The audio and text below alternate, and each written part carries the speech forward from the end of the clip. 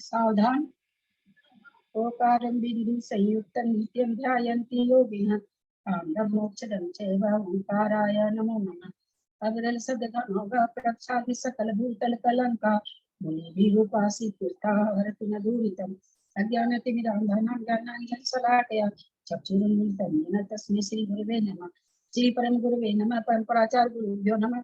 सकल कलुष विधोषणं सर्वेषां परिवर्धकं धर्म संबंधकं भव्य जीव मन प्रतिबोधकारकम पुण्य प्रकाशम पाप प्रणाशम निगम शास्त्रम ओमरसार जीव का नाम धेयम अस्य मूल ग्रंथ करतार श्री सर्वज्ञ देवा सभी ग्रंथ करतार श्री गंधर देवा प्रतिगंधर देवा तेषां बचो निसातम आसाद्य श्रीमद नेमि चंद्राचार्य ने विरचित निगम शास्त्र श्रोतारः सावधानतः श्रवन्तु। मंगलम भगवान वीरो मंगलम गौतमो गणि मंगलम पुनि पुनियादो जय धर्मोस्तु मंगलम सर्वमंगल कारकम जैनम जयस्तु सापनिकम जैनम जयतु शासनम। सरस्वती नमस्तुभ्यं वरदे कामरूपिणी विद्यारंभं करिष्यामि सिद्धिर्भवतु मे सदा। वासं जिंबानी माता की जय। ब्रह्मांगली ग्रंथ भ्रमणसार जी जीवकांड जी की जय। आचार्य नेमिचंद्र की जय। रत्नचंद्र मुक्तार जी की जय। अढ़ाई दीप पे विराजमान सभी आचार्य उपाध्याय सर साधु के चरणों में नमस्ते नमस्ते नमस्ते। सभी आरिका माता जी के चरणों में गंगा में गंगा में गंगा में। सभी छुल्लक छुल्लिका एलक के चरणों में इच्छा में इच्छा में इच्छा में। सभी प्रतिमाधारी के चरणों में वंदना वंदना वंदना। ग्रुप में विराजमान पूज्य बाबूजी नेमिचंद भाई साहब इंदिरा भाभी और भी जो पूज्य जन हैं सबका सादर चरण स्पर्श सभी से सादर जय जिनेन्द्र। हम लोग परम मंगली ग्रंथ भ्रमणसार जी जीवकांड जी का स्वाध्याय कर रहे हैं। स्वाध्याय करते हुए हमारी कई मार्गना हो चुकी है। अब हम योग मार्गना में आ गए। गति इंद्रिय सुताए जोए गति इंद्रिय सुताए गति मार्गना इंद्रिय मार्गना और गति इंद्रिय सुताए काय मार्गना पूरी हो गई है। योग मार्गना में सारी बात चल रही है। हमने कई योग मार्गना कर ली थी। इसमें कुल मिलाकर के कौन उत्तर देंगे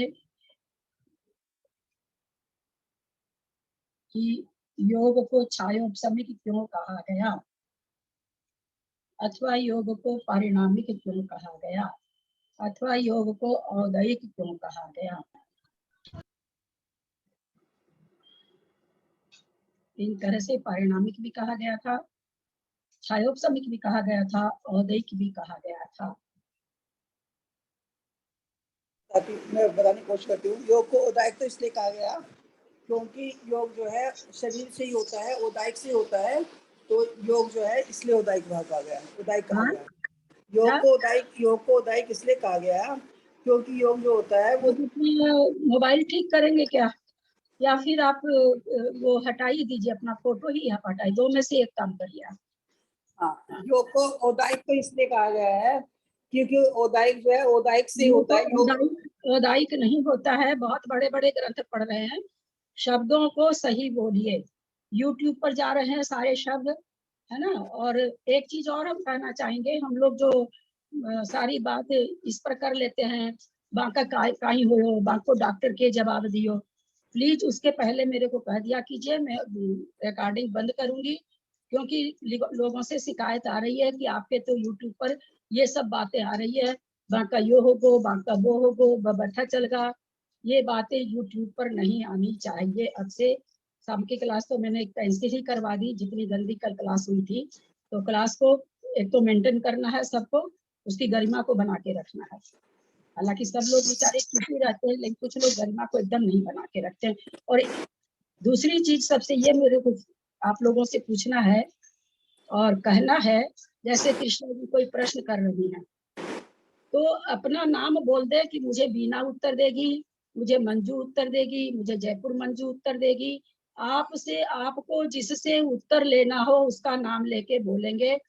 10 आदमी एक प्रश्न का उत्तर देते हैं, मैं गला फाड़ती हूँ, मेरी आवाज तो दब के रह जाती है। तो इसलिए आपको जिससे प्रश्न करना हो आप खुलासा कर दिया कीजिए। ये चीज बहुत गलत है। एक प्रश्न कोई करता है तो 10 उत्तर आते हैं और एक साथ आते हैं। मैं तो उसमें चुप ही बैठ जाती हूँ, एकदम चुप बैठ जाती हूँ। सोचिए कि थोड़ा हम लोग कितने बड़े बड़े शास्त्र पढ़ रहे हैं, अभी तक हमको ये ज्ञान नहीं हुआ कि प्रश्न किससे किया जा रहा है। सब कोई उत्तर देने लगते हैं। तो ऐसा नहीं करेंगे, थोड़ा सा ग्रुप को अच्छा बनाए, क्योंकि लोग ऑडियो सुनते हैं ना तो उनको अच्छा नहीं लगता है। शिकायत आ गई मेरे पास, इसीलिए आज बोल रही हूँ, नहीं तो मैं इतने दिन से तो कोई बात बोलती ही नहीं थी। तो थोड़ा सा ध्यान रखेंगे, मेंटेन करके रखेंगे।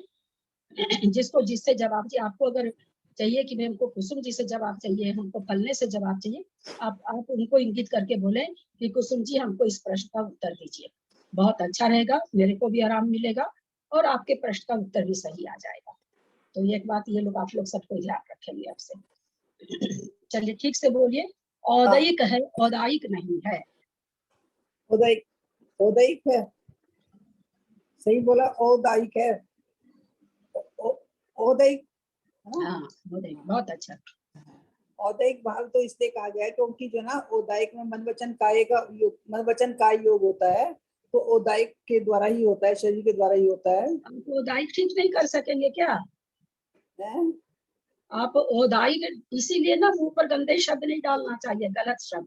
औदैक, औदैक, इसलिए हाँ औदैक, हाँ औदैक इसलिए औदैक कहा, और पारिणामिक भाव इसलिए कहा क्योंकि ये जो है पारिणामिक भाव इसलिए कहा कि जी जरूरी नहीं है कि योग जो है कसाई वगैरह से जरूरी है कि योग हो, योग तो पारिणामिक भाव है, नहीं भी होगा। जरूरी नहीं है कि कसाई के उदय होने पर योग का होना जरूरी नहीं है, इसलिए पारिणामिक भाव है ये। तो इसलिए पारिणामिक कहा। और कौन सा क्षोभ संभाव कहा? क्षोभ संभाव इसलिए कहा गया इसको क्योंकि ये जो है, जो क्षायिक होने के बाद तो ये योग नहीं हो जाता है, क्षायिक होना, तो क्षोभ सम इसलिए कहा गया है इसको। क्षोभ सम का मुझे समझ तो था लेकिन भूल गई मैं, ध्यान नहीं आ रहा है। कोई बात नहीं, आपने कम से कम चेष्टा। और कोई जवाब देना चाहेंगे? छायोपशमिक क्यों कहा गया, औदैक क्यों कहा गया, पारिणामिक क्यों कहा गया?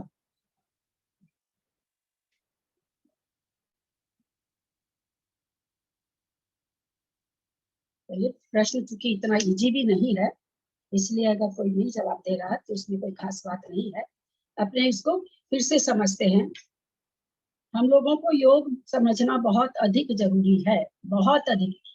योग है, लेशिया है, कसाय है, ये सारी मार्गनाएं आएगी, जिन मार्गनाओं से हमारा वास्ता है मोटे रूप में, बारीक रूप तो हम नहीं जान पाते हैं, उनको हमको बहुत अच्छी तरह से समझना है ना। बिल्कुल भी उसमें कोताही नहीं करनी है, भले एक पेज को हम 4 दिन पढ़ेंगे, पर हमको समझना है।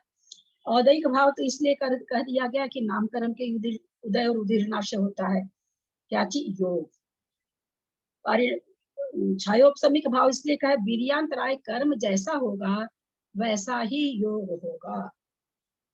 अब कोई एकदम बीमार पड़ा है बेचारा, वो किसी को गुस्सा आने पर भी उठ के कुछ कर पाएगा क्या? क्योंकि बिछा योग उसका होगा क्या, शारीरिक होगा ही नहीं, है ना। अथवा इतनी कमजोरी आ जाती है कभी कभी, जैसे जो बहुत उपवास करते हैं उनसे पूछिए, मेरे से तो नहीं, बोलने की भी शक्ति नहीं रह जाती है। तो इसका मतलब क्या हुआ, योग नहीं हो रहा है, काय योग भी नहीं हो रहा है, वचन योग, मनोयोग तो। और आपको बता दें, आप लोगों के अनुभव में आया है कि नहीं आया है, मनोयोग भी नहीं होता। जब बाबू जी, जब हम तो बेला से आगे नहीं करे हैं, बेला में भी मन से कुछ सोचने की हिम्मत ही नहीं होती है। मन से भी इतनी कमजोरी आ जाती है कि जैसे सोचने का मतलब, जैसे कोई स्तोत्र पढ़ ले मन में, तो नहीं पढ़ने का मन करता है, दिमाग पर जोर डालने का मन नहीं करता है, एकदम नहीं मन करता। किताब से पढ़ लेते हैं, पर याद करके ऐसे सोचे कि स्तोत्र पढ़ ले। तो हमने देखा, जब बेला किया मैंने, बेला वाला दिन मेरा मन नहीं किया, जवानी पढ़ने की चीज मन नहीं की मेरे को लगा जैसे मैं थक गई, मन से थक गई। तो क्या एकदम साफ पता चलता है कि जब वीर्यांतराय कर्म का क्षयोपशम घटता है तो हमारा योग भी घटता है। वीर्यांतराय कर्म का क्षयोपशम अच्छा रहता है, ये हमारे अनुभव में आ सकता है। क्यों हम पढ़ने कह रहे हैं इसको बढ़िया से, ताकि इसको हम रोजमर्रा की जिंदगी में जान सकें और उपवास के महत्व को समझ सकें। उपवास जब करते तो हमारी इंद्रिया शिथिल होती तो हमारे योग शिथिल होते हैं, योग शिथिल होते हैं तो कर्माशय शिथिल होता है ना। कहाँ तक प्रभाव पड़ा एक उपवास का, देखिए। तो इसलिए हम लोगों को बहुत अच्छी तरह से जाना। तो ये तो पक्की बात है कि छायोपशमिक भाव है, क्योंकि हम फील करते हैं ऐसा। अब है कि औदैहिक भाव कैसे है, तो जैसे बैठे हैं, बैठे मन में, और चलो भाई मन नहीं लग रहा, चाय पिए। आपका उदय क्या आया, चाय पीने का, साता वेदनी का उदय आया, और आप जाके काय योग में लग गए। तो इस तरह से इसकी उदय और उदीर्णा, नामकरण की उदीर्णा से उदीर्णा हो गई, क्योंकि हमारे भूख की हमको पीड़ा महसूस हुई। फिर इन्होंने क्या कहा, पारिणामिक भाव कैसे घटा दिया, चूंकि ये कहते हैं कि कसाय के उदय से योग नहीं होता, इसलिए इन्होंने कहा कि पारिणामिक भाव है, इस पारिणामिक योग है, पारिणामिक भाव है। छाई ऑप्शन पहले उन्होंने सारा काटा, कैसे काटा, एक बार हम लोग इसको फिर से पढ़ते हैं ग्रंथ से, ताकि हम लोग को थोड़ा सा याद हो जाए। पेज नंबर 291 नीचे, योग कौन सा भाव है, ध्यान से सुनेंगे सब कोई, ग्रंथ को देखेंगे, कोई भी प्रश्न हो पढ़ने के बाद करेंगे। योग यह अनादि पारिणामिक भाव है, अनादि पारिणामिक भाव। पारिणामिक भाव में अनादि क्यों लगाया गया बाबूजी? वो कर्मों के साथ तो संबंध नहीं है ना, इसलिए हमेशा रहने वाला है। इसका कर्मों के साथ जीव है तो पारिणामिक भाव है, तो जीव अगर अनादि है तो पारिणामिक भाव भी अनादि है। समझने की कोशिश करेंगे, पारिणामिक भाव के आगे अनादि क्यों लगा दिया योग के लिए भी, क्योंकि पारिणामिक भाव जीव का है, किसी कर्म से संबंधित नहीं है। तीन जो भाव हैं, जीवत्व, भव्यत्व, अभव्यत्व, ये भाव क्या है हम सभी जानते हैं, इतना तत्वार सूत्र पढ़ चुके हैं। ये पारिणामिक जो जिसमें कर्म की कोई नहीं है। अब जीवत्वपना है जीव में, तो जीव का है, ऐसा नहीं है कि किसी के बहुत एक इंद्रिय है तो उसमें नहीं है, या अनंत परमेष्ठी है तो उसमें है, ऐसा नहीं है। सभी जीव में जीवत्वपना है, कर्म के चलते नहीं है। कोई भव्य है तो वह भव्य नहीं बनेगा, और कोई अभव्य है तो भव्य नहीं बनेगा, क्योंकि कर्म सापेक्ष नहीं है। तो उसी तरह इन्होंने कह दिया कि योग भी क्या है, जहां जीवत्व है वहां योग है, जहां जीवत्व है वहां योग है। आत्मा का एकदम, आत्मा का दूसरा, आत्मा के प्रदेशों में परिस्पंदन होना योग है, जहां आत्मा है वहां परिस्पंदन है। ये परिस्पंदन आत्मा का सिद्धों में भी खत्म नहीं हुआ है, अगर खत्म हो जाएगा तो कुटस्थ हो जाएंगे। उनका पारिणामिक, उनका भाव कैसे चलता उनमें, ये तो खत्म हो गया भव्यत्व भव्यत्व, लेकिन चेतना रूप से जीवत्व भाव उनमें है, और उनमें भी योग घट रहा, कैसा, उनमें शुद्ध योग, शुद्ध आत्मा का योग घट रहा, जो कि सठ गुणी हानि बुद्धि के हिसाब से। तो इसलिए संसारी जीव में कैसे, संसारी जीव में मन वचन काय की अपेक्षा से है। तो सबसे पहली बात तो योग अनादि पारिणामिक भाव है। एक तो ये घटा दिया इन्होंने, इसका कारण बताया, योग न तो औपशमिक भाव है कि कर्म उपशम हुए तो योग खत्म हो गया,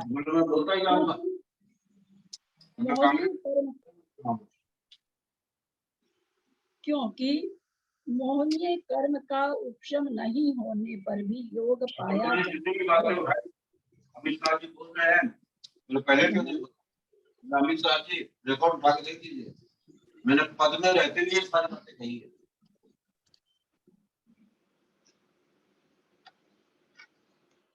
ऐसा देखें तो आप लोग 291 पेज में कुछ गलती दिखा रहा है क्या? मुझे इस सेंटेंस में थोड़ा गलती लग रहा है। 291 तो नहीं आ रहा हमारा। दीदी कौन सा है आपका वाला? हाँ, हो सकता है आपका पेज दूसरा होगा। दीदी कौन सा है दीदी बताना। हाँ, मेरा पेज तो 291 है, आपका शायद 2 पेज आगे है। 296 है हमारा। हाँ, नीचे वाला पैरा है, नीचे से ऊपर वाला समाधान में है। ये कहते हैं योग न तो औपशमिक भाव है, औपशमिक भाव नहीं है, क्योंकि मोहनीय कर्म का उपशम नहीं होने पर भी योग पाया जाता है, इसलिए औपशमिक भाव भी नहीं है। फिर कहते न वह छायिक भाव है, क्योंकि आत्म स्वरूप से रहित योग के कर्मों के क्षय से उत्पत्ति मानने में विरोध आता है। आत्म स्वरूप से रहित, आत्म स्वरूप से रहित इच्छाइक भाव उत्पन्न होने पर योग खत्म हो जाना चाहिए। तो कहते ऐसा तो नहीं है कि आत्म स्वरूप से रहित होने पर योग के कर्मों की क्षय उत्पत्ति मानने में विरोध आता है। फिर योग घातिया कर्मोदय जनित भी नहीं है, क्योंकि घातिया कर्म क्यों नहीं है बताइए। तो ये तो बहुत इजी है, कौन बताएंगे? योग घातिक कर्मोदय जनित भी नहीं है। क्या कहना चाहते योग, हाँ ये कहना चाह रहे हैं कि घातिक कर्म का सहयोग केवली के भी योग सहयोग केवली के भी योग है। चलता है। घातिया, अगर हम ये कह दें घातिया कर्म के कारण योग है तो अरण्य प्रदेश को योग नहीं होना चाहिए, वहां तो केवल योग बच गया, तो इसमें ये भी नहीं घटता। फिर क्या कह रहे हैं? योग अघातिया कर्म जनित भी नहीं है। जनित माने अघातिया कर्मों से उत्पन्न होने वाला, जनित मतलब अघातिया कर्मों के द्वारा उत्पन्न होने वाला भी नहीं है, क्योंकि अघाती कर्मोदय के रहने पर अयोग केवली के योग नहीं पाया जाता। 14वें गुण स्थान में अघातिया कर्म भी खत्म हो गए, है ना, तो वहां पर योग रहना चाहिए। अगर अघातिया कर्म से उत्पन्न होता योग तो फिर उनमें रहना चाहिए था। तर्कना समझने की कोशिश करिएगा, अपनी भाषा में अपनी कॉपी में लिख लीजिएगा कि योग अघातिया कर्मों के नाश होने पर भी नहीं है, ऐसा होता तो सिद्धों में पाया जाता। घातिया कर्मों के नाश होने पर भी, घातिया कर्म के उदय से भी योग नहीं होता है। अगर होता तो घातिया कर्म अरहंतों के नष्ट हो जाते हैं, अरहंतों में योग नहीं पाया जाता। फिर यहाँ पर क्या कहे कि योग अनादि परिणामिक भाव है, क्योंकि जहाँ जीव, जहाँ आत्म प्रदेश है वहाँ योग है। अब क्या करे आगे? योग शरीर नाम कर्मोदय भी जनित नहीं है, क्योंकि पुद्गल विपाकी प्रकृतियों के जीव प्रस्पंदन कारण होने से विरोध है। कह रहे हैं ये जीव विपाकी नहीं है, योग पुद्गल विपाकी है, और पुद्गल विपाकी से आत्म प्रदेशों में ध्यान दीजिएगा, बहुत बड़ी बात है ये। पुद्गल विपाकी कर्म के कारण आत्मा के प्रदेशों में परिस्पंदन नहीं होता। जीव विपाकी कर्मों से आत्मा के प्रदेशों में परिस्पंदन होता है। मैं पुनः एक बार कह रही हूँ, समझने की कोशिश करिएगा। पुद्गल विपाकी जितने कर्म हैं उनके उदय से आत्मा के प्रदेशों में परिस्पंदन नहीं होता। जीव विपाकी कर्म है उसके कारण आत्मा के प्रदेशों में परिस्पंद होता है। तो ये कहते हैं कि नाम कर्म उदय से भी नहीं मानेंगे, क्योंकि पुद्गल विपाकी नाम कर्म से जीव का परिस्पंदन नहीं होता। इसलिए अयोग क्या है? आत्मा के प्रदेशों में परिस्पंदन होना। एक चीज तो एकदम ध्यान रखिएगा कि योग का मतलब आत्मा के प्रदेशों में परिस्पंदन होना। हम लोग कभी ऐसा होता है क्या कि योग रहित हो जाते हो किसी समय, एक समय के लिए, 2 समय के लिए? नहीं होते, नहीं होते। नहीं। पक्का नहीं होते, पक्का है ना? पक्का नहीं होते। चलिए, अब ये शंका उठाते हैं इस पेज को, इसलिए हम दोबारा लिए कि बहुत मतलब बहुत ही अच्छा, इसको हम लोगों को जानना ही पड़ेगा। भाभी इसमें जो आपने बोला ना योग कर्म के 6 से, इसमें कर्म नहीं है, क्योंकि आत्म स्वरूप से रहित योग के 6 से, इसमें कर्म कर्म गलत सब किया आपका। अच्छा ठीक से बोलिए आप, एक तो आवाज ठीक नहीं आ रही आपकी। हाँ, बहुत ये मैं बोल रही हूँ कि धीरे तीसरी लाइन में है ना ये, क्योंकि आत्म स्वरूप से रहित योग के 6 से उत्पत्ति मानने में विरोध आता है। योग कर्म नहीं है, शायद इधर अच्छा रहेगा। कर्मों के क्षय से उत्पत्ति नहीं, मानने आपने बोला ना कर्मों के 6 से, क्योंकि आत्म स्वरूप से रहित योग, आपने कर्म बोला था, लेकिन कर्म इसमें मेरे में नहीं है। योग के 6 से उत्पत्ति मानने में विरोध आता है, मुझे लगा ज्यादा सही है ना। कर्म क्योंकि छाई घटा रहे हैं ना, तो कर्मों का क्षय घटेगा। छाई के भाव कब आता है? कर्मों के क्षय से छाई भाव आता है। छाई के भाव उसी को कहते हैं ना। जैसे ज्ञानावरण का क्षय हुआ तो अनंत ज्ञान आ गया, दर्शन वर्ण का अनंत दर्शन हो गया, अंतराय का हुआ तो छाई के क्या नाम है सो क्या उसको छाई के लब्धि सब आ गई। तो इसलिए छाई भाव के लिए कर्मों के क्षय से कह रहे हैं। अब आगे शंका कर रहे हैं। प्रणाम कारण आंटी, की हमको बोलिए। एक बार पूछना था। प्रणाम आंटी, मतलब आप जो घातिया घातिया कर्म से संबंधित बताए ना, वो मेरे को समझ में नहीं आया, क्या समझाना चाहे वो, मतलब घातिया कर्म है वो नहीं बहुत समझ अच्छा। में आया। अब सुनो, ये योग, पहली बात तो योग समझा रहे हैं। योग होता कब है? जब आत्मा के प्रदेशों में स्पंदन, अपने को म्यूट कर ले तो ज्यादा अच्छा है। मैं बार बार म्यूट करती तो मेरे दिमाग से बात निकल जाती है, कई बार बहुत जरूरी बात बतानी रहती है, वो स्लीप हो जाती है। सबसे मेरी करबद्ध प्रार्थना है कि अपने को म्यूट रखें। बहुत हो सकता है और को भी नहीं समझ में आया हो, फिर से समझ लें। यहाँ क्या कह रहे हैं? योग, सबसे पहले तो योग क्या है? आत्मा के प्रदेशों में परिस्पंदन होना। भाई आत्मा के प्रदेशों में परिस्पंदन क्यों होता है? यहाँ पर प्रश्न उठाया गया कि भाई आत्मा के प्रदेशों में परिस्पंदन होता ही क्यों है? क्या कारण से होता है? घातिया कर्मों के कारण से होता है, अघातिया कर्मों के कारण से होता है, या बिना कर्मों के कारण, बिना मतलब कर्म निरपेक्ष से होता है, अथवा कर्म के क्षय से होता है, अथवा पुद्गल विपाकी नाम कर्म, शरीर नाम कर्म से होता क्यों है योग? ये प्रश्न जब खड़ा किया गया तो ये अब समझा रहे हैं कि क्या क्या कारण हो सकता है। तो सबसे पहले इन्होंने समझाया, योग वह अनादि पारिणामिक भाव है। इसका कारण यह है कि योग न तो औपशमिक भाव है, क्योंकि मोहनीय कर्म का उपशम नहीं होने पर भी योग, कोई कह दे भाई कि यहाँ क्या कह, इसमें ना थोड़ा सा औपशमिक जनित लिख लीजिए तो आप लोगों को आगे समझने में अच्छा रहेगा। इतने से इसका अर्थ नहीं निकल रहा है, औपशमिक के बगल में जनित लिख लीजिए।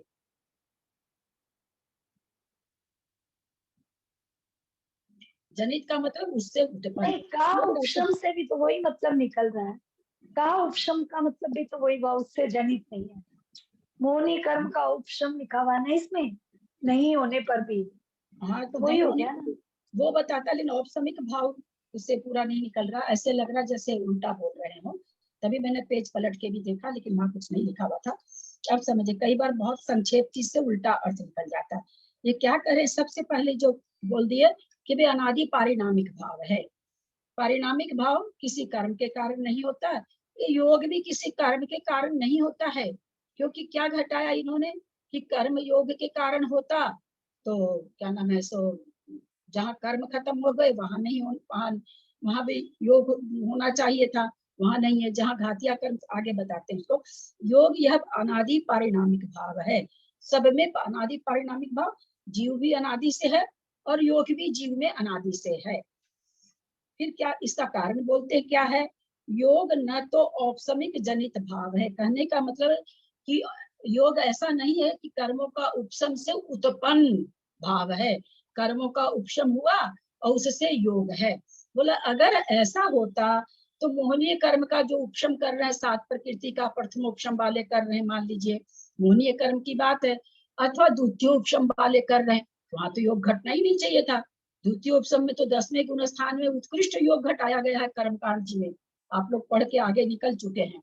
तो बोल रहे हैं कि कर्मों के उपशम से नहीं योग, कर्मों के उपशम से उत्पन्न नहीं होता योग। इसमें कर्मों के उपशम कोई कारण नहीं है, क्योंकि जिनके कर्मों का उपशम हो गया है वहां भी योग पाया जा रहा है मोहनीय कर्म का।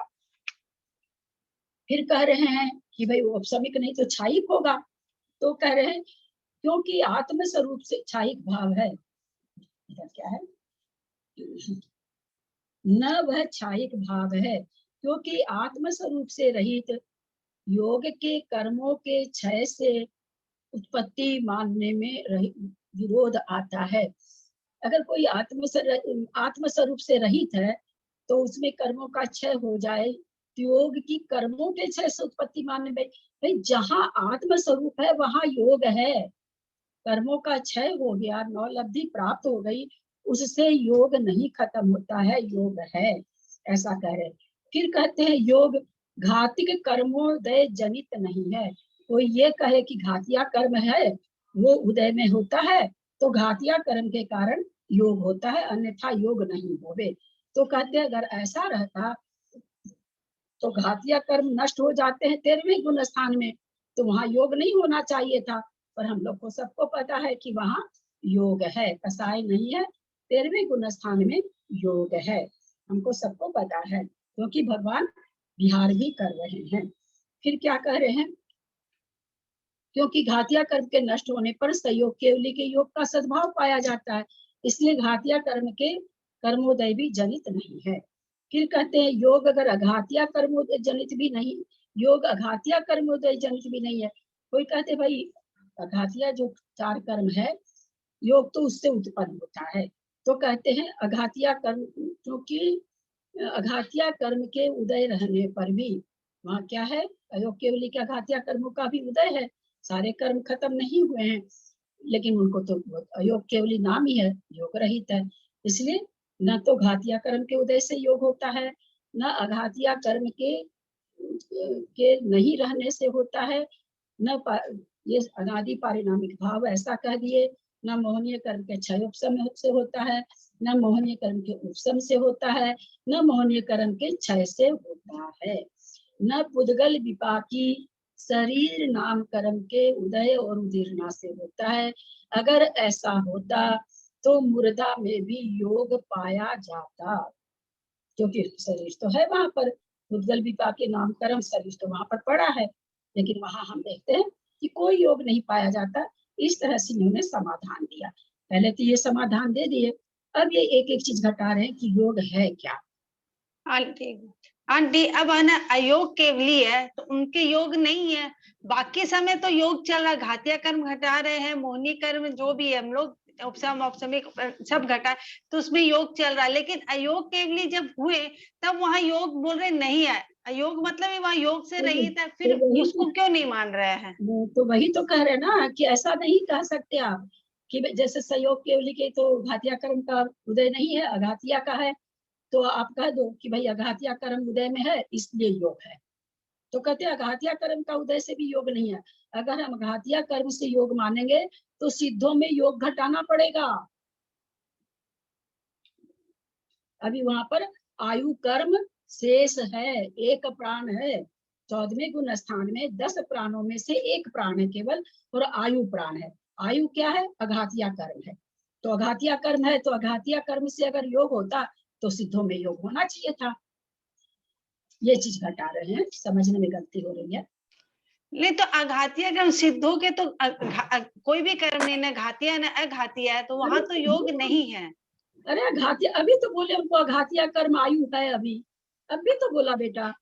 हाँ वहां बोले ना जब तक आयु, लेकिन सिद्ध जब बन रहे तब तो कोई भी कर्म दो नहीं है जन ना आंटी। बोले, 2 जन नहीं बोले। 14वें गुण स्थान की बात हो रही है, नहीं ये कंफ्यूज हो मैंने कहा सॉरी चलो मैंने सबको कहा कि जिसको प्रश्न जिससे पूछना रहे उसका नाम लेके बोलिए, कैसे ऐसे प्रश्न सॉल्व होगा, बोलिए तो आवाज आएगी। तो कितनी शिकायत लोगों की आ रही कि कोई भी यूट्यूब में आपका समझ में नहीं आता, कुछ भी नहीं समझ में आता। हाँ आंटी समझ में आया, अयोग केवली हम क्या ना सिद्ध की अपेक्षा ले रहे थे, अयोग के लिए भी 14 गुण स्थान में है, थोड़ा सा होता भी है, मेरे को भी समझने में गलत हो रहा था, थोड़ा सा दिक्कत हो रही थी, उसमें कोई बात नहीं है। चलो ठीक है, आगे चलते हैं। दीदी इसका इस पैराग्राफ को पढ़ने से ये अर्थ निकला कि इसमें सब में ही मना कर दिया है, तो खाली पारिणामिक भाव को ही रखा है योग का, बाकी के सब कोई यहाँ तक पारिणामिक भाव लिख दिया। एक प्रकार से ये कहना चाह रहे हैं कि भाई योग किसी कर्म के कारण से नहीं है, ये घटाए हैं अभी इतना जो 6 पंक्ति में वो समझाए हैं आचार्य, वो ये समझाना चाह रहे हैं कि भाई योग को किसी कर्म के कारण तुम नहीं मान सकते हो। ये पारिणामिक भाव आत्मा के प्रदेशों में परिस्पंदन होने का कारण कर्म नहीं है, ये यहाँ तक ऐसा घटा दिया। अच्छा दीदी, यहाँ पे एक लाइन लिखा है योग शरीर नाम कर्मोदय जनित भी नहीं है, जबकि अपन ने पहले पढ़ा उदयिक भाव, उदय मतलब शरीर नाम, वो तो आगे और बता रहे हैं ना, अभी नहीं पढ़ा है, अभी यहाँ तक की चर्चा यही है, क्योंकि ये तो सीधी सी बात है ना, पुद्गल विपाकी शरीर नाम कर्म से इसलिए नहीं है, शरीर नामो कर्म दे दिया, शरीर दे दिया, और शरीर मुर्दा का पड़ा रहता, वहां कोई योग्य नहीं है ना। तो आगे समझते आगे क्या क्या कह रहे हैं, आगे तो बहुत सारी चीज घटा दी है ना। यहाँ पे खाली एक ही चीज बताया है कि ये शुद्ध पारिणामिक भाव योग, ये अनादि पारिणामिक, बाकी कुछ नहीं बताया। हाँ, और यहाँ तक अभी केवल अनादि पारिणामिक भाव घटाए हैं योग को।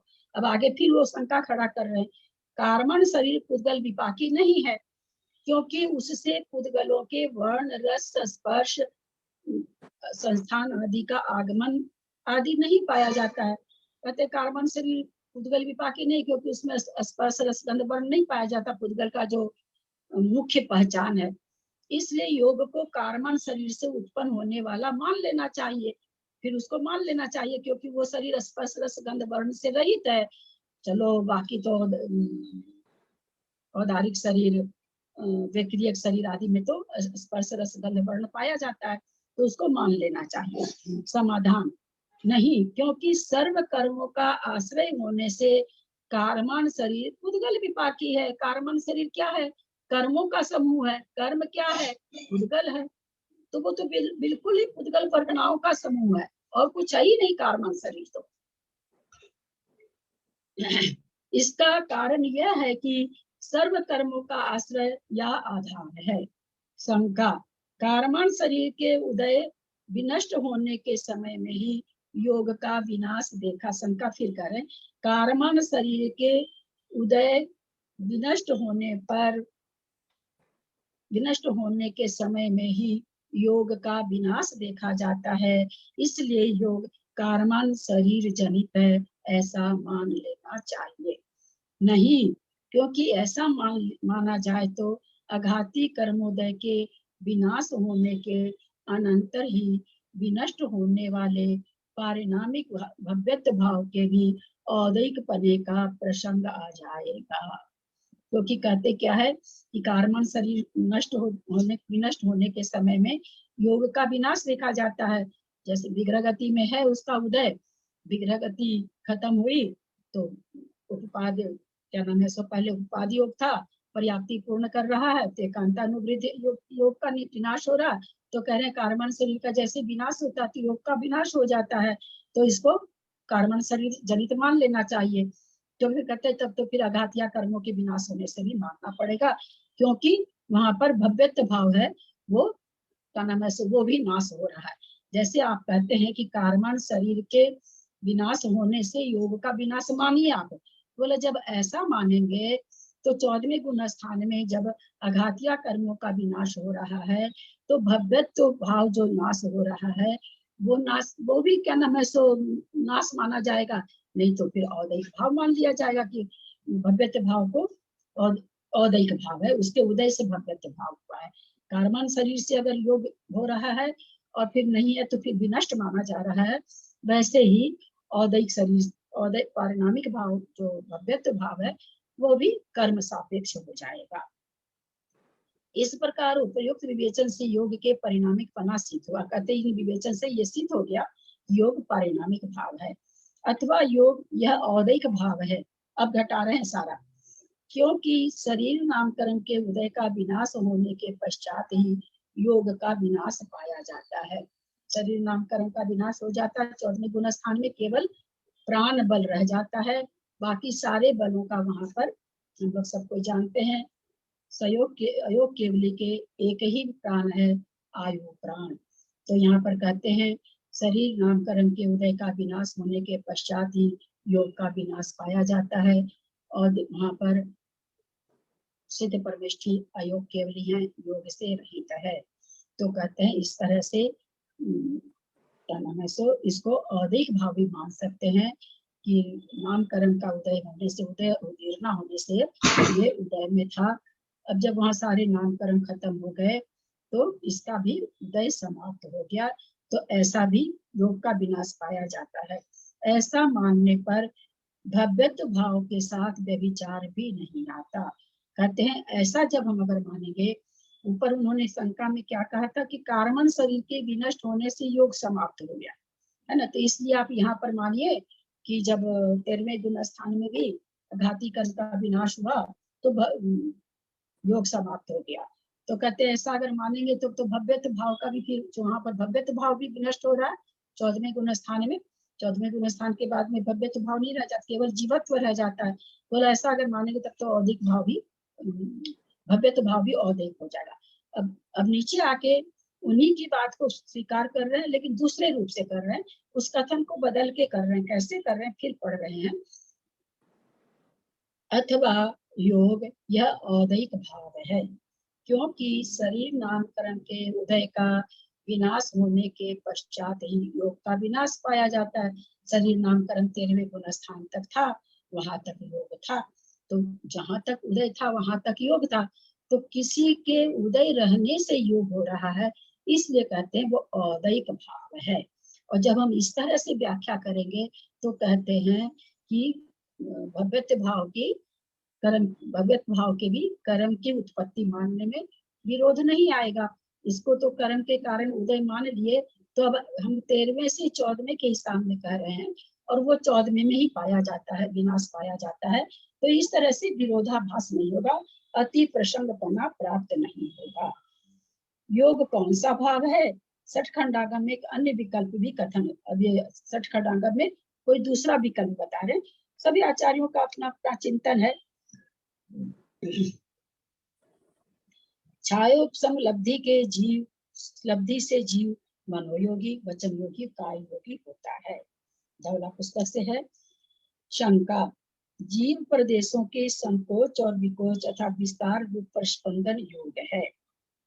यह प्रस्पंदन कर्मों के उदय से उत्पन्न होता है, क्योंकि कर्मोदय से रहित सिद्धों के वह नहीं पाया जाता। शरीर जो छोटा बड़ा मिलता है नेचुरली कर्म के कारण मिलता है। हमारे जैसे कर्म बंधे होते वैसी पर्याय हम पाते हैं, जैसी पर्याय पाते हैं वैसा शरीर होता है, और सिद्धों में ये चीज नहीं है।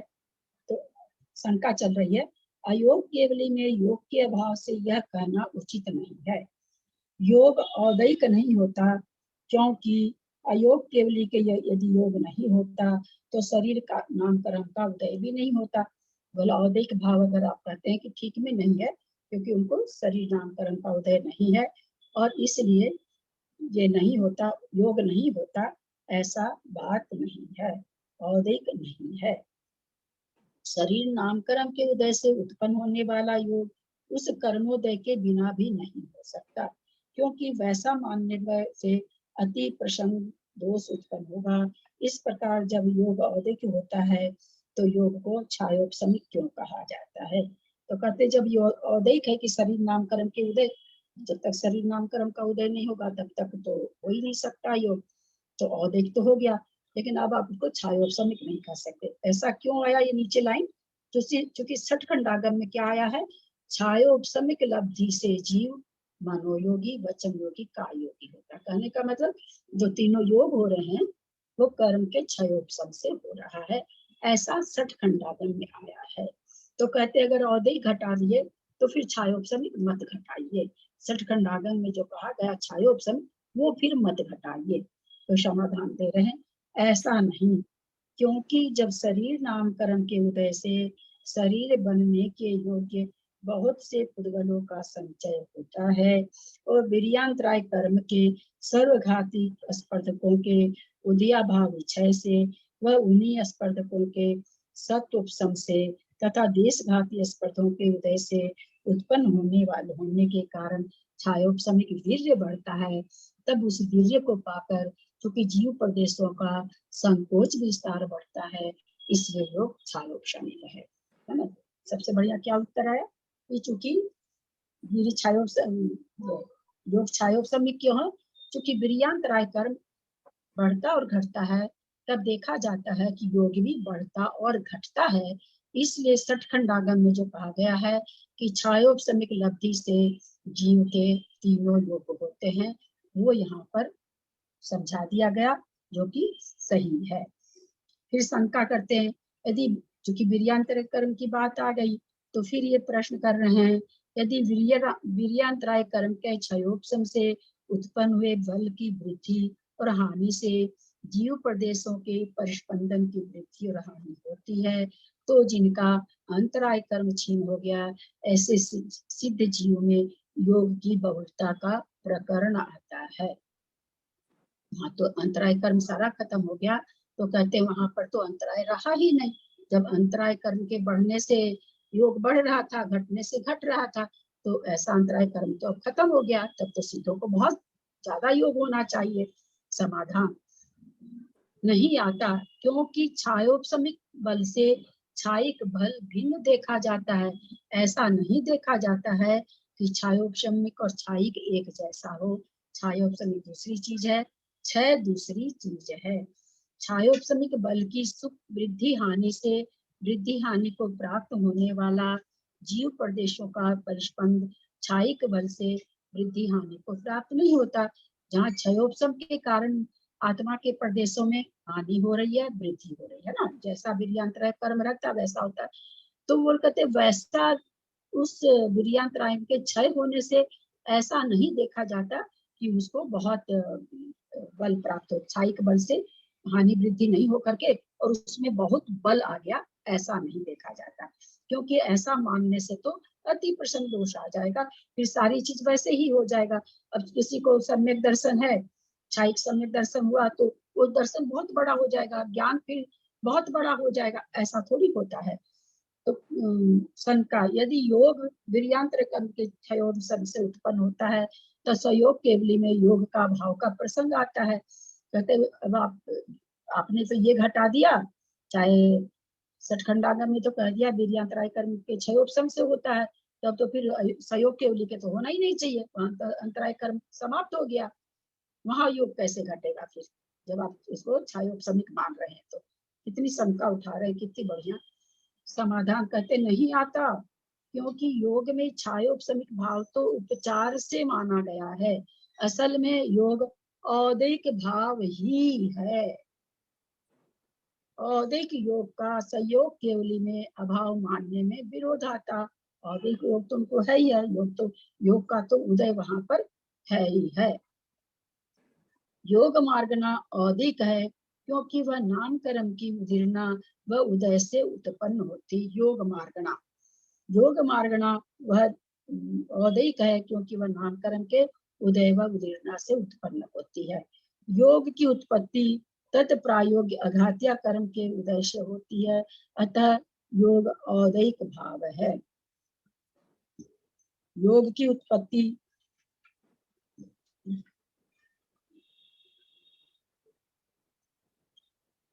उत्पत्ति तत्प्रायोग्य अघात्या कर्म के उदय से होती है।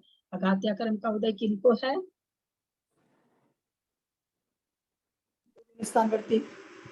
अरिहंत भगवान को। अरिहंत भगवान को है। तो कह रहे हैं कि अघात्या कर्म से होती है योग की उत्पत्ति, इसलिए क्योंकि वहां पर केवल योग है, इसलिए कह रहे हैं योग औदैहिक है। योग को छायोपशमिक भी तो कहा गया है। वीर्यांतराय कर्म के क्षयोपशम से योग की वृद्धि देखकर छायोपशमिक कहा गया है। वह भी घटित हो जाता है, यानी छायोपशमिक भी है, औदैहिक भी है, पारिणामिक भी है। नाम कर्म के उदय से भी होने वाला है, अघात्या कर्म के नष्ट होने से भी, अघात्या कर्म के नष्ट होने से उत्पन्न नहीं होता है, घातिया कर्म के नष्ट होने से उत्पन्न, घातिया कर्म से योग उत्पन्न नहीं होता है।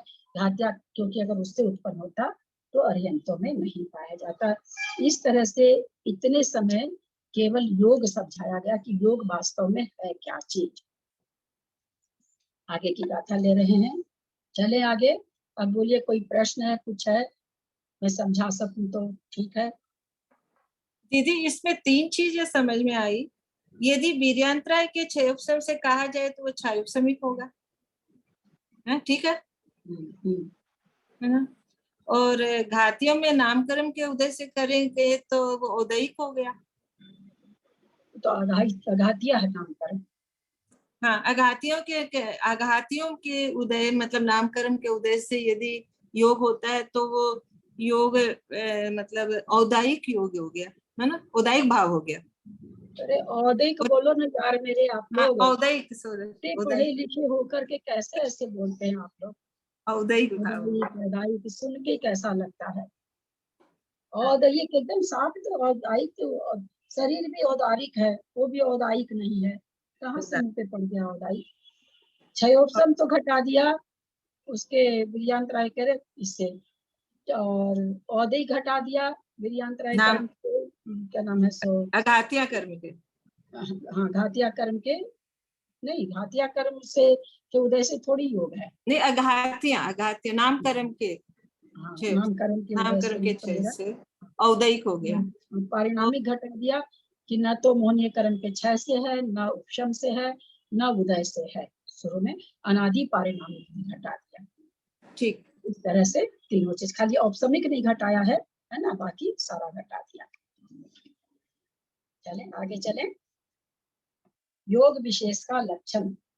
मन भयन नान पहुति, सच्चा सच्चु भय अनुभय थे सुरु, अनुभयतेषु भयतेषु तन्नामं होदि तदा तेहि जोगाविष्ट जोगा। मन भयनान पहुति, सच्चा सच्चु भय अनुभयतेषु तन्नामं होदि तदा तेहि जोगाविष्ट जोगा। एकदम दिखता नहीं आपको, कितनी बार पढ़ी? 4 2 6 2 8 10 12, तदा तक आएगा। सब भावो सच मनो, जो नो तेन सच मन जो हो, तब विवरी दो मोसो जानु भयं सच मा समति। सब भावो सच मनो, जो गो तेन सच मन जो हो, तब विवरी दो मोसो जानु भयं सच मा समति।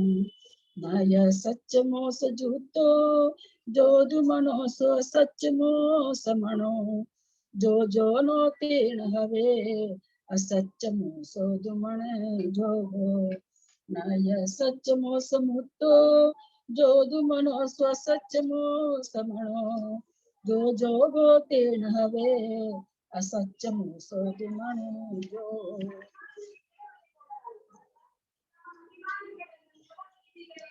बाबूजी गाथा का उच्चारण करेंगे? गाथा का उच्चारण करिए।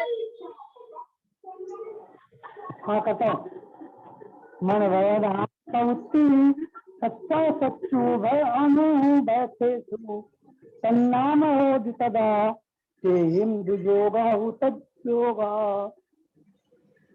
दूसरी 218 नंबर गाथा, मंजू जी जयपुर। संभावो सच्च मणो, जो गो तेन सच्च मणे जोगो, तब विपरीतो मोसो जानु भयं सच्च मा समति। अनीता जैन कलकत्ता 219। नय सत्य मोस जुटो, जो दुमणो सो असत्य मोस मणो, जो गो तेण हवे असत्य मोसो दुमण जोगो। संस्कृत छाया कोई पढ़ना चाहते हैं क्या? किसी के पास है तो? दीदी मैं पढ़ रही हूँ दीदी। मनोवचनयोः प्रवृत्तयः सत्या सत्यो भयानुभयार्थेषु तन्नाम भवति तदा तैस्तु योगाधि तद्योगः। दीदी मेरा ये कहना था कि जो 218 नंबर की गाथा है ना, वो मेरे किताब में थोड़ी अलग है। पढ़ के बताओ कहाँ चेंज है, आप देखेंगे? नहीं, वो सब नहीं देखना, बस सब खाली पढ़ दीजिए, उतना में दिमाग नहीं लगा सकती जी। मेरे सामने ग्रंथ खुला हुआ, मेन ग्रंथ खुला हुआ, बस वही सफिशिएंट है। सद्भाव मनः सत्यम यो योगस्तेन सत्यमनो योगः, तद विपरीतो मृषा जानिहि उभयम सत्यमृषेति। 219। नहीं, संस्कृत का नहीं बोल रही थी मैं, प्राकृत की गाथा थोड़ी मुझे अलग लगी थी, कोई बात नहीं। 219। न च सत्यमृषा युक्तम यत्तुम मनः तद सत्यमृषा मनः, यो योगस्तेन भवेत् असत्यमृषा तु मनो योगः। ध्यान देंगे शब्दार्थ पर। मन वय नाम, मन वचन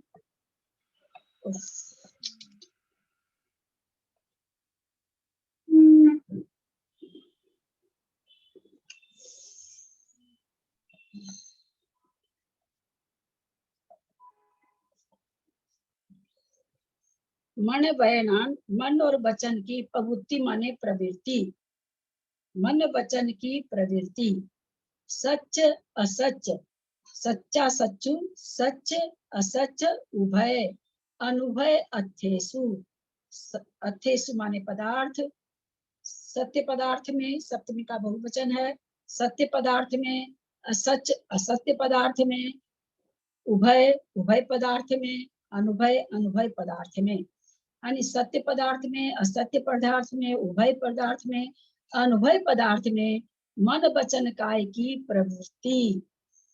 तन नाम होदि तदा तेहुं द्विजोगा तज्जोगा, तन नाम तत् नाम, उसका वही नाम होदि माने होता है, तदा जब, तेहिम माने तदा माने तब, तेहि माने उसका, किसका, योग का, दुजोगा तज्जोगा, जिसके साथ जो योग होता है वैसा उस योग का नाम होता है।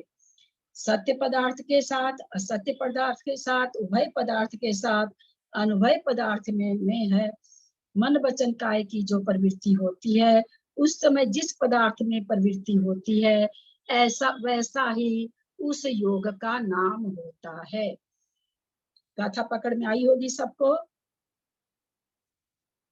कुछ पूछना है, कोई शब्द पूछना है इसमें? मीना जी कोई शब्द पूछना है आपको? कोई शब्द पकड़ में नहीं आता कई बार। आंटी मण वण नान दिया, तो नान का मीनिंग क्या हुआ? मन बयान, वही बयान माने वचन होता है और बहुवचन होके बयान हो गया। बयान माने वचन होता है, मन वचन की प्रवृत्ति माने प्रवृत्ति। और कुछ?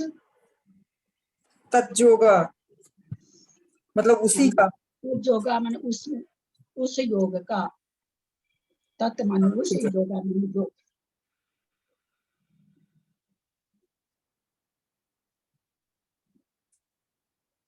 सब भावो सच मनो, जो जोगो तेन सच मन जोगो, सत्य भाव के साथ सत्य मन का जो योग होता है तेन उससे सत्य मनोयोग होता है। सत्य भाव के साथ सत्य मन का जो योग होता है वह उससे सत्य मनोयोग होता है। कथा का अर्थ है, घबराएंगे नहीं। तब विपरीतो, तब उससे विपरीत, इससे सत्य पदार्थ के साथ सत्य मन का योग हुआ तो सत्य वचन सत्य मनोयोग कहलाया। उससे विपरीत, मोसो माने झूठ, जान उससे विपरीत झूठ मनोयोग होता है। जानू माने जान माने जानो, उभयम माने उभय, सच सच मोसमती, सत्य और झूठ ये दोनों जहाँ दोनों होता है उसको उभय मानो। जहाँ सत्य योग भी हो और कुछ सत्यता भी हो, कुछ झूठपना भी हो, ऐसा जहाँ योग होता है, मन से होता है तो उभय मनोयोग होता है, वचन से होता है तो उभय वचन योग होता है। और काय की अभी बात नहीं आई है।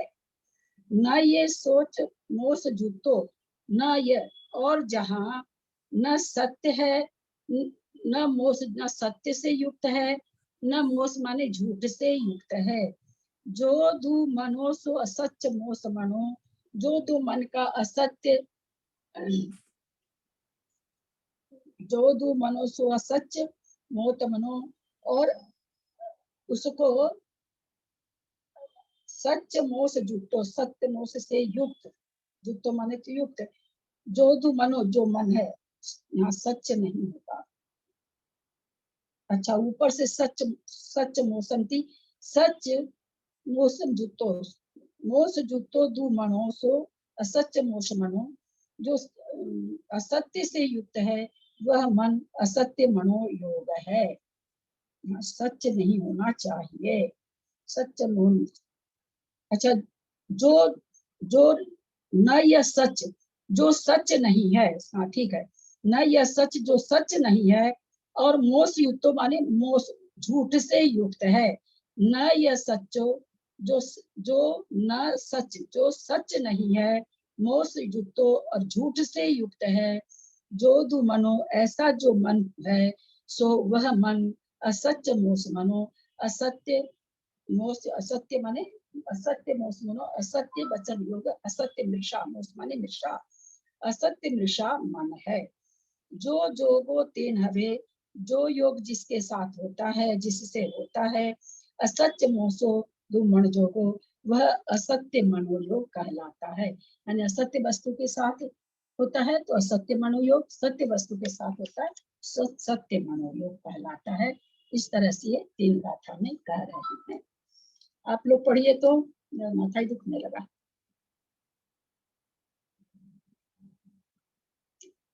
मैं पढ़ूं दीदी? जिसका भी डेट बढ़िया से चलता वो पढ़े। हाँ, गाथार्थ। सत्य असत्य उभय और अनुभय पदार्थों में जो मन वचन की प्रवृत्ति होती है उस समय में मन और वचन का वही नाम होता है और उसके संबंध से उस प्रवृत्ति या योग का भी वही नाम होता है। सद्भाव जो सत्य है उस संबंधी मन सत्य मन है। उस सत्य मन से होने वाला योग सत्य मनोयोग है। इसके विपरीत योग मृषा मनोयोग है। उभय रूप योग सत्य मृषा मनोयोग है। जो मन सत्य और मृषा से युक्त नहीं होता वह असत्य मृषा मन है। उससे होने वाला योग असत्य मृषा मनोयोग है। ठीक है, इसमें समझने का कुछ नहीं है, आगे बहुत समझाएंगे। चलिए। विशेषार्थ। मनोयोग 4 प्रकार का कहा गया है। इस संबंध में निम्न सूत्र है।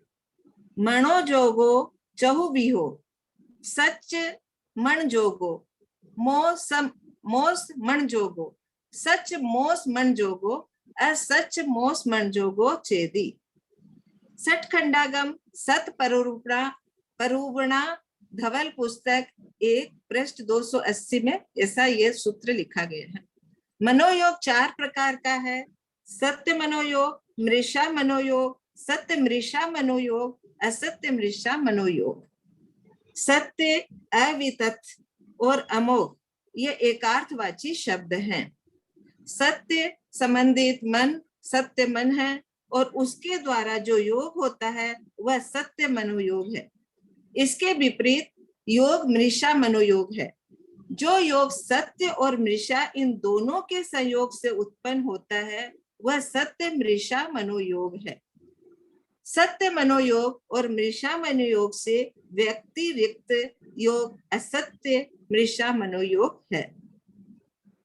व्यतिरिक्त मीन्स दीदी रहित। व्यतिरिक्त मीन्स रहित। सत्य मनोयोग और मृषा मनोयोग से रहित योग असत्य मृषा मनोयोग है। शंका।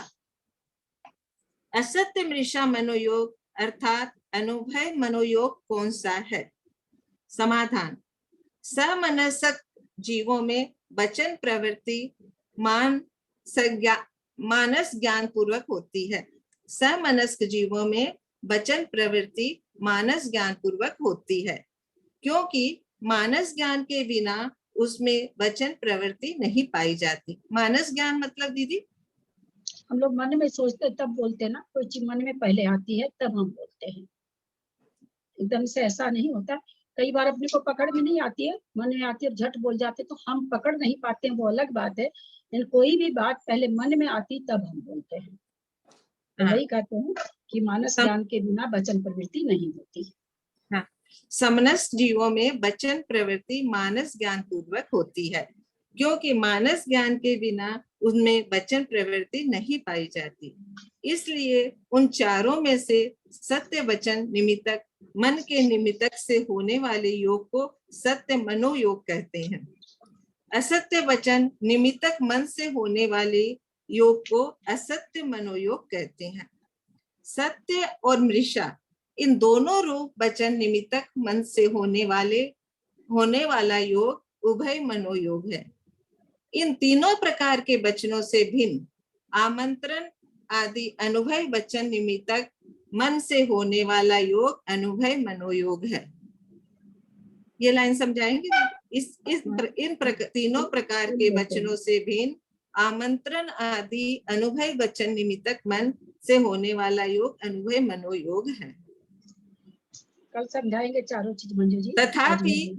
तथापि ये कथन मुख्यार्थ नहीं है, क्योंकि इनका संपूर्ण मन के साथ व्याप्ति नहीं पाई जाती है। अर्थात उक्त कथन उपचरित है, क्योंकि वचन के सत्याधिकता से मन में सत्य आदि का उपचार किया गया है। शंका, यहाँ पर निर्दोष अर्थ कौन सा लेना चाहिए?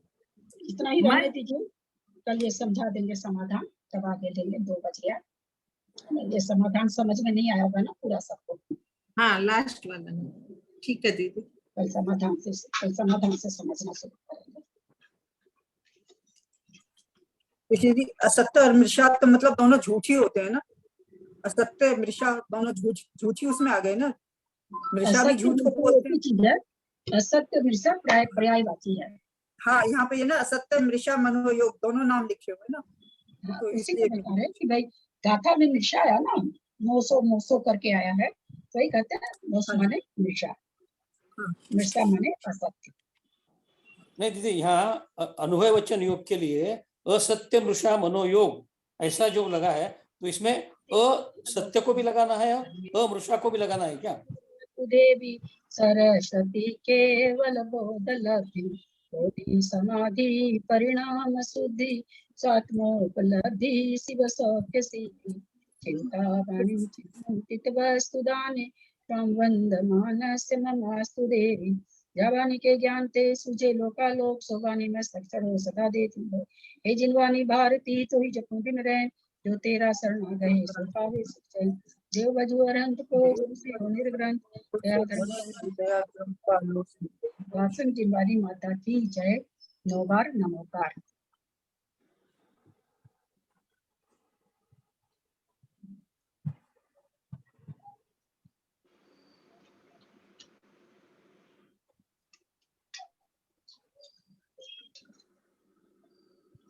सादर प्रणाम दीदी सभी।